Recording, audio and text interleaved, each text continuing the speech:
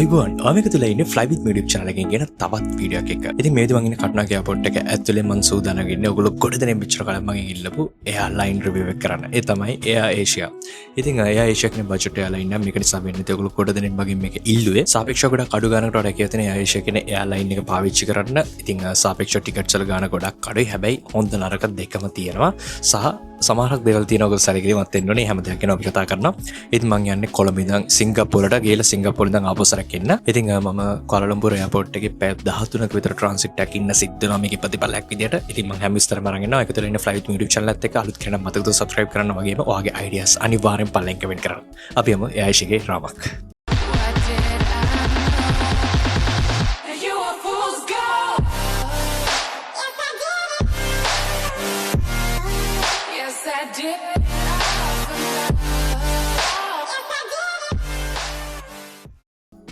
අපි හැමෝම දන්න විදිහට එයා ඒෂියා කියන බජට් එයාලයින් සර්විස් එකක්. අපි කතා කරන සාමාන්‍ය නැත්නම් රෙගියුලර් කමර්ෂල් එයාලයින්ස් එක කම්පෙයාර් කරලා බලද්දී ටිකට් ප්‍රයිස් එකේ මේ නිසා අපිට ලොකු වෙනසක් බලා ගන්න හම්බෙනවා. මේ ગેප් එක කාලෙන් කාලයට වයන ඩෙස්ටිනේෂන් එක මත වෙනස් වෙනවා. සමහරක් වෙලාවට ලොකු ગેප් එකක් තියෙන පුළුවන්.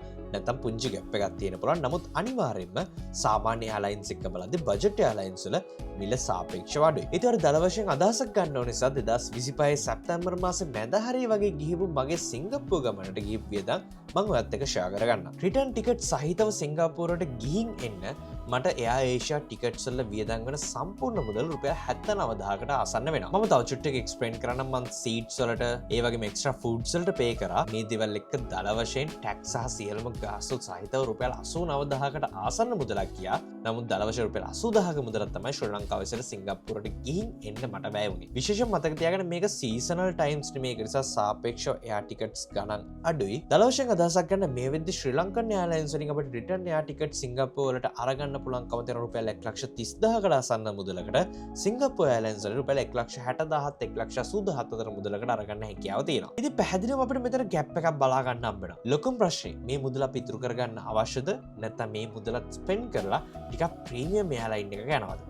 ඒ ප්‍රශ්නෙට මම විශ්වාස කරනවා මේ වීඩියෝ එක හොඳ උත්තරයක් වෙයි කියලා. එයාක්‍රාෆ්ට් එක නැගියම් පළවෙනිම නොටිස් වෙන දේ තමයි ලෙග් රූම් එක. ඒ කියන්නේ සරලවම සීට්ස් දෙකක් අතර තියෙන පරතරය. මේක ගැන මට ගොඩක් කම්ප්ලේන්ට් කරන්න බෑ. මොකද බොහොමයක් මීට වඩා මිලින් වැඩි එයාලයින්ස් වල ඉකොනොමි ක්ලාස් එක ඇතුලේ මේ වගේ සමාන ලෙග් රූම් එකක් බලා ගන්න හම්බෙන්නේ. මගේ ගමනට ෆ්ලයිට්ස් 4ක් තියෙනවා.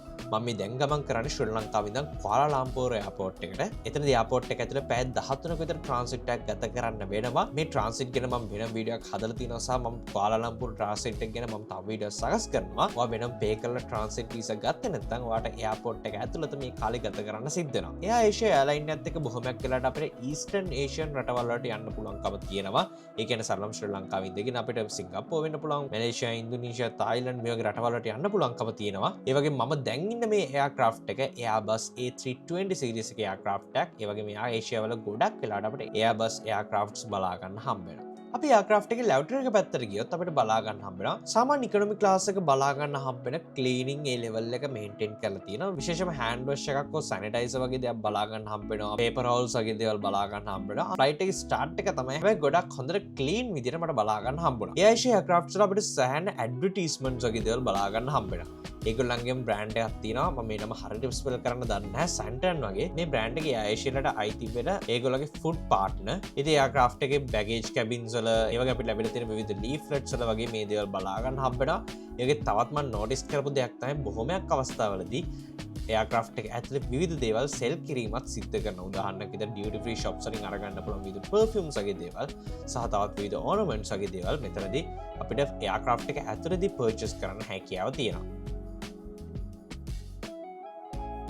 ඉති මේතම යාක්‍රෆ්ට බෝඩ් ඉන්න බස් 320 එකක් ඉති අන්ෆෝර්නට මගේ ශ්‍රීට් එක පස්පස කරන්න බෑ මං හිතන විදිට ඒරම් ලොකු ප්‍රශ්නය ගොඩක් අඩු ලෙකරුම් ඇතින හැබැයි අනි තැමදේම ඇවරේජ්සින් ප්‍රශ්න හැ ඉතින් යාක්‍රෆ්ට එක තාම් බෝඩ් නිසා වෙන ටිකක් ප්‍රශ්නය වගේ ෆිල්ලන සීට් සාමානය රැන්ඩම්ලේ සයින් වෙන්න ඉතින් වෙන පේ කරලා එක්ස්ට්‍රා පේ කරලා මවින්ට සීට කරගත්තා ඉතින් එකතම තියන්නේ බොහොමයක් යාක්‍රාෆ්ටලට සීටක් සෙලෙක් කරදදි මුදලක් ගෙවල සීටක් සෙලෙක් කරන හැකියාව තියෙනවා. නමුත් බොහොමයක් කියලාට ඔන්ලයින් චෙකින් වලදී බොහොමයක් සීට්ස් අපිට නොමිලේ තෝරන්න හැකියාව තියෙනවා. නමුත් එයාෂයා එයාලයින් එකේදී අපිට බොහොමයක් වෙලාවට රැන්ඩම්ලි සීට් සිලෙක්ට් වෙන්නේ. ඒ හැර අපිට වෙනත් ඕනම සීට් එකක් මොනම යම් අවස්ථාවකදී හරි සිලෙක්ට් කරන්න අවශ්‍ය නම් අපිට මුදලින් රුපියල් 5000ක් 10000ක් ඊටත් වඩා වැඩි මුදලක් සීට් එකට ගෙවන්න සිද්ධ වෙනවා. ඒ කියන්නේ දල වශයෙන් අපි රුපියල් 5000ක විතර සීට් එකක් සිලෙක්ට් කරොත් මම එයාක්‍රාෆ්ට්ස් 4ට මේ වගේ සීට් සිලෙක්ට් කරනවා නම් මට රුපියල් 20000ක විතර මුදලක් අවම වශයෙන් යනවා. අවසානවකටගේ මං ඉන්න සීට් එක මට රෙක්ලයින් කරන්න හැකියාවක් නැහැ. සීට් මැප් එකේ පැහැදිලිව මේ සීට් එක රෙක්ලයින් කරන්න පුළුවන් සීට් එකක් විතර පෙන්නලා තිබ්බා. මම සිලෙක්ට් කරගත්ත කිසිම සීට් එකක් රෙක්ලයින් කරන්න හැකියාවක් ලැබුණේ නැහැ. නමුත් අතරින් පතර කිහිප දෙනෙක්ට රෙක්ලයින් කරන්න අවස්ථාවක් ලැබුණා.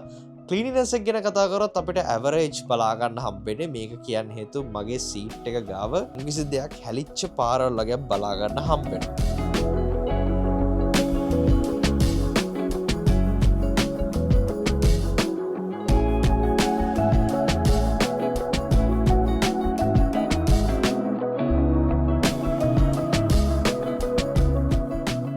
Tighten the belt by pulling on the buckle strap.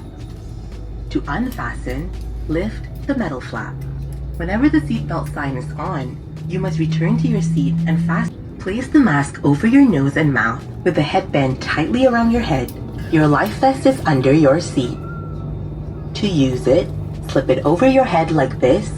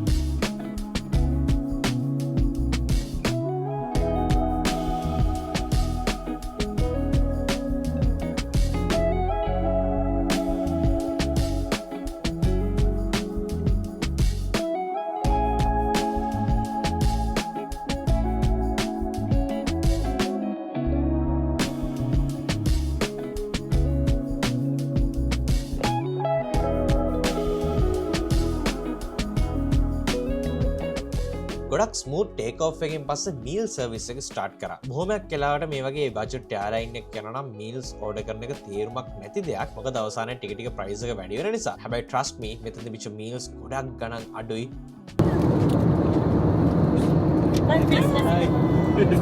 උදාහරණයක් නාසනමක් ඒ වගේ වෙජිටබල් බිරියානි වර්ග වගේ දේවල් සහ විවිධ බන්ස් වර්ග මම ඕඩර් කරා. මේ බොහොමයක් දේවල් රුපියල් 500ත් 900ක් අතර වගේ ප්‍රයිසස් වලට ගියේ. මේ මීල්ස් ගණන් අඩු වුණාට ඇත්තටම ගොඩක් හොඳ ලෙවල් එකක තිබුණා. මට අනිවාර්යයෙන්ම කියන්න බලමන් එයාක්‍රාෆ්ට් එකකදී කාපු හොඳම කෑම වලින් එකක් කියලා. ඒ වගේ මම කෑම වලට අමතර ජූස් එකකුත් වෙනම ඕඩර් කරා. ටිකට් එක බුක් කරන වෙලාවෙ මට ටිකට් එකට මේ දේවල් ඇඩ් කරගන්න පුළුවන්. එහෙම නැත්නම් ඔයාට මේ දේවල් වෙනම පර්චේස් කරන්න පුළුවන්කම තියෙනවා. ඒ වෙලේ සල්ලි ගෙවලා.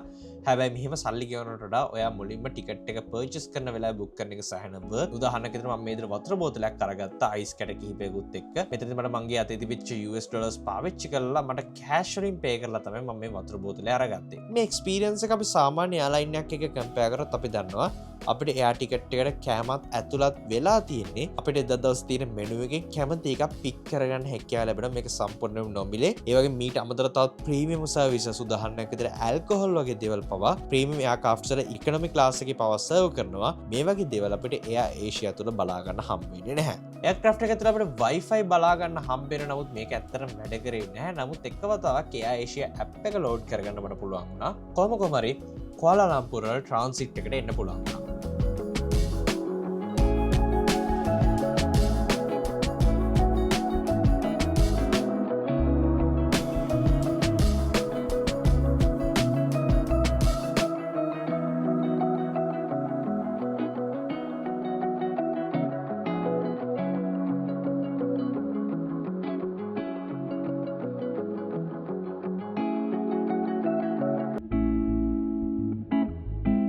මම කියපු එයාක්‍රාෆ්ට්ස් හැම එකේම බෝඩින් සහ ඔෆ් බෝඩින් ප්‍රොසෙස් හැම එකටම එයා බ්‍රිජ් එකක් පාවිච්චි කරලා තිබුණා. මොකද බජට් එයාලයින්ස් වල බොහොමයක් වෙලාවට ගේට් එකත් එක්ක ඩිරෙක්ට් කනෙක්ෂන් එකක් නැතුව බස් එකක් වගේ ත්‍රූ ට්‍රාන්ස්පෝර්ට් කරයි කියලා වගේ අදහසක් මට තිබුණා. නමුත් මේක සම්පූර්ණයෙන්ම වැරදි.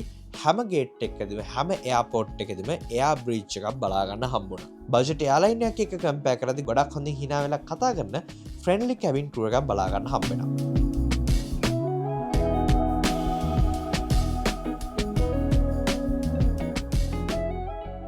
ඉතින් වෙලාව හවස 5ට විතර ඔන්න අපි සේෆ්ලි ලෑන්ඩ් කරා. දැන් මං ඉන්නේ කුවාලාලම්පූර් වල. ඉතින් අපිට තියෙන ට්‍රාන්සිට් එක පැය 13ක් විතර. ඊට පස්සේ තමයි සිංගප්පූරට යන්න තියෙන්නේ. බලමු මොකද වෙන්නේ කියලා.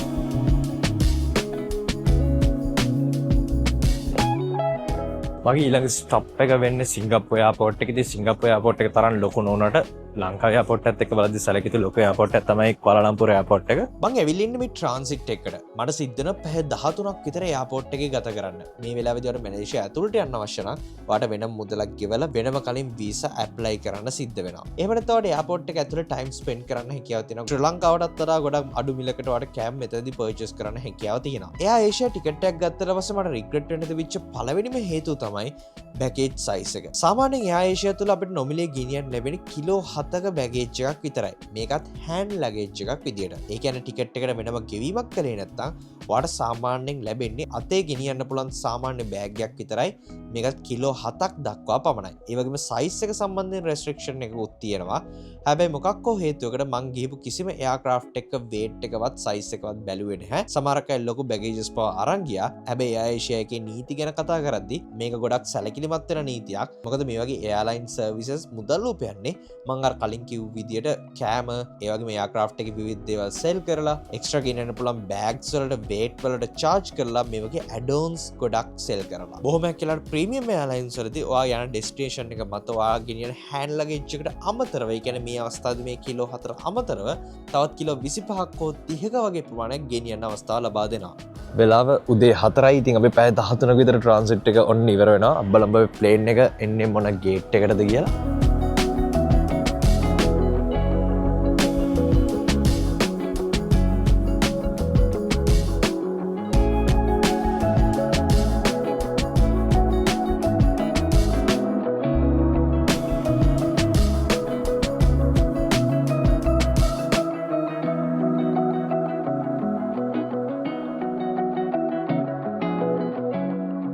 ඒවගේ තවත් සැක්‍රිෆයිස් කරන්න වෙන තැනක් තමයි එයාක්‍රාෆ්ට් එක ඇතුලේ ඉන්ෆ්ලයිට් එන්ටර්ටේන්මන්ට් බලා ගන්න හම්බෙන්නේ නැහැ. ඒක සම්පූර්ණ ප්ලේන් සීට් එකක් බලා ගන්න හම්බෙන්නේ අපිට මූවියක්වත් සින්දුවක්වත් කිසිම දෙයක් අහන්න හැකියාවක් ලැබෙන්නේ නැහැ. අඩුමතරම ෆ්ලයිට් ඩේටාවත් බලන්න හැකියාවක් ලැබෙන්නේ නැහැ. මේන අපිට කිසිසේත්ම හෙඩ්ෆෝන් එකක්වත් කිසිම දෙයක් ලැබෙන්නේ නැහැ. ඒ වගේම කිසිම පිලෝ එකක් හෝ බ්ලැන්කට් එකක් හෝ කිසිම දෙයක් අපිට ලැබෙන්නේ නැහැ. මේ වගේ ගොඩක් ඇස්පෙක්ට්ස් වලින් එයා ඒෂියා එයාලයින් එක බජට් සේව් කරන්න try කරලා තියෙනවා. අවසාන වශයෙන් මම අර කලින් කිව්ව ඉන්සිඩන්ට් එක මම කියන්නම්. මැලේසියා සිට කොළඹ දක්වා එන්න තිබිච්ච අවසාන ෆ්ලයිට් එකේදී යම්කිසි ගැටලුවක් නිසා ප්ලේන් එකට බෝඩ් වුණාට පස්සේ පයිලට් විසින් දැනුවත් කරා නැවතත් ගුවන් යානයෙන් ඉවත් වෙන්න කියලා. ඊට පස්සේ වෙනත් ගේට් එකට වෙලා පැයක දෙකක විතර කාලයක් ඉන්න සිද්ධ වුණා. ඊට පස්සේ එයා ඒෂියා වෙනත් එයාක්‍රාෆ්ට් එකක් ඇවිල්ලා නැවතත් බෝඩින් ප්‍රොසෙස් එක පටන් ගත්තා. මේ සිද්ධිය පිටිපස්ස තිබිච්ච ඇත්තම කාරණාව අපිට දැනගන්න හම්බුනේ නැති වුණාට එයාක්‍රාෆ්ට් එකේ ගැටලුවක් නිසා මෙහෙම වුණා කියලා තමයි දැනගන්න හම්බුනේ. පුංචි ඩිලේ එකක් පුංචි සිද්ධියක් හැරුණකොට එයා ඒෂියා කියන්නේ ගොඩක් සේෆ් එයාලයින් එකක්. අවසාන වතාවට එයා ඒෂියා ගුවන් යානයක ක්‍රෑෂ් එකක්. ඒ කියන්නේ එයා ඒෂියා ඉන්දුනීසියා ෆ්ලයිට් එක ක්‍රෑෂ් එකක් සිද්ධ වුණේ 2014 දෙසැම්බර් 28 වගේ දවසක. ඒ කියන්නේ දල වශයෙන් අවුරුදු 11කට විතර කලින්. ඒ නිසා එයාලයින් එකක් විදිහට එයා ඒෂියා මේද සෑහනද සේෆ්ටි ට්‍රැක් රෙකෝඩ් එකක් හදාගෙන ඉන්නවා. තව දෙකක් තමයි කනෙක්ටිව් ෆ්ලයිට්ස් වල යන්න නම් අනිවාර්යයෙන්ම ගේට් එකට යන්න පැය දෙකක්වත් තියලා එයාපෝට් එක ඇතුලේ හිටියත් මොකද ඔයා හිතන්නේ නැති ප්‍රශ්න වලට මුහුණ දෙන්න පුළුවන් සමහරකට හොයාගන්න බැරි වෙන්න පුළුවන් අඩුම පැය දෙකක්. සාමාන්‍ය පැය දෙකකට වඩා නම් හොඳයි, පැය 3ක්වත් තියෙනවා හොඳයි. දැන් ඒලා උදාහරණයක් විදිහට 4යි. ඉතින් මගේ ෆ්ලයිට් එක තියෙන 6ට. ඉතින් ඒක නිසා මම පැය දෙකක් වගේ තියලා තමයි මේ යන්නේ. ඉතින් මේ වගේ අත්දැකීමක් තමයි එයා ඒෂියා එක හම්බෙන්නේ. ඉතින් මේක ඔයාලට හරියනවද නැද්ද කියන එක සම්පූර්ණම වගේ තියෙන දෙයක්. නමුත් ඔයාලා යම් කිසි ගාණක් බජට් එක සේව් කරගන්න ඕන නම් ඔයාලට තියෙන ඔප්ෂන් එකක්. ඉතින් නැවතත් කියනවා ගොඩක් වෙලාවට මේ බජට් එයාලයින්ස් වල ඒගොල්ලෝ සල්ලි හොයන විවිධ ක්‍රම පාවිච්චි කරනවා. ඉතින් ඔයා අන්තිමට බජට් එයාලයින් එකක් එක්ක ගිහිල්ලා අන්තිමට ඔයා ප්‍රීමියම් ඔප්ෂන්ස් ගොඩක් ගත්තොත් නැවතත් රෙගියුලර් එයාලයින් එක ප්‍රයිස් එක වෙනවා. ඒක නිසා සම්පූර්ණයෙන්ම ඔයාගේ choices මත ඒ හැමදේම ඩිපෙන්ඩ් වෙනවා. ඉතින් මං සස කරනවාට හොඳ අන්ඩස්ටඩිං එකන්නති කියලා මගේ 13 නව ට්‍රන්සිට් එක අවසං කරනවා ඉතින් ඒ අවසන් කරන ගමන්තය ම විඩිය හදනති ම පයද හතුරක් ගතකල කොමද ට්‍රන්සිට් එක්කොයි වගේ වුණද කියන විඩියක වෙන මං අප්ලෝඩ් කරන්න නම මතුවෙන් ඩෙක් ෆ්ලයිට් එක යන එක ගොඩක් කන්වීනියන්ට් වෙලා විතුරුවෙනවා හැබැයි ඕඩයම් කිසි මුදලක් අඩුවෙන් වේ කරන්න ඔන්න යම් සෙක්‍රෆයිසස් කරන්නනවා ඒක බර්ධන දේන එක නවතා පර්තියන කරන පලා ඉතින් ෆ්‍රයි ිය චනල ඇත එකතුනට ගොඩක් ස්තුති අපේද කතා කර එයා ඒෂයා කියන එයාලයින් එක කොයි වගේද මං සසකනට හොඳ අන්ඩස්ටඩිං එකක් ඇන්නති කියලා විඩියෝටන යලදරන ශා කරන වගේ පලති රතුවට සබස්ක්‍රයිබ් බන්න ප්‍රෙස් කරත් ඉස්සරට මන්දන විඩියෝ සවා කාටම ගෙන්න්නගන්න හැකිය තින ඉස්සරට මනගේ කටෙන්ට ෝන මනගේ විඩියෝ සොන මනගේ යාලයින් රිවිය සෝනද අනිවර පල්ලෙන් කමෙන්ට දන්න එනම් පිඩියර් බොඩ කරක් ස්තුති අද සමගන්න කලාලාම්බෝර් ඇපෝට් එකගෙන.